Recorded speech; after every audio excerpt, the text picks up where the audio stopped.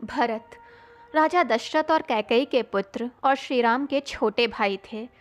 जब वे अपने ननिहाल कैकेयी गए हुए थे, तब पीछे से उनकी माता कैकेयी के द्वारा भगवान श्री राम को 14 वर्षों का वनवास दिलवा दिया गया, जिस कारण उनके पिता दशरथ की मृत्यु हो गई। जब भरत कैकेयी से वापस अयोध्या आए, तब उन्होंने चित्रकूट जाकर भगवान श्री राम को पुनः अयोध्या लाने का प्रयास किया, किंतु पिता को दिए वचन के अनुसार भगवान श्री राम वापस नहीं आए।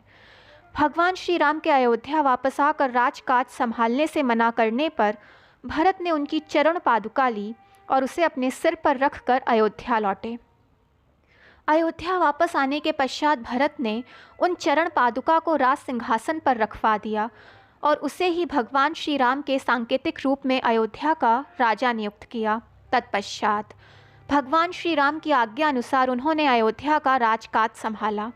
क्योंकि भगवान राम अब 14 सालों के बाद अयोध्या लौटने वाले थे, इसीलिए उनकी अनुपस्थिति में भरत के ऊपर अयोध्या का राज का सभी भार आ गया और अब यही उनका कर्तव्य भी था।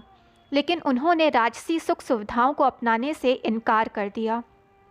उन्होंने प्रण लिया कि जिस तरह उनके भाई श्री राम वन में एक वनवासी की भांति अपना जीवन जी रहे हैं, उसी प्रकार वो भी अपना जीवन यापन करेंगे और अयोध्या को संभालेंगे।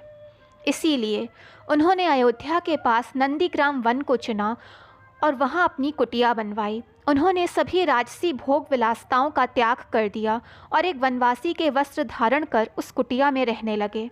अब अयोध्या का सारा राजकार्य वहीं से चलता था। उन्होंने स्वयं के सोने के लिए भूमि में 1 फीट नीचे तक गहरा गड्ढा खुदवाया, क्योंकि भगवान श्री राम वन में भूमि पर सोते थे।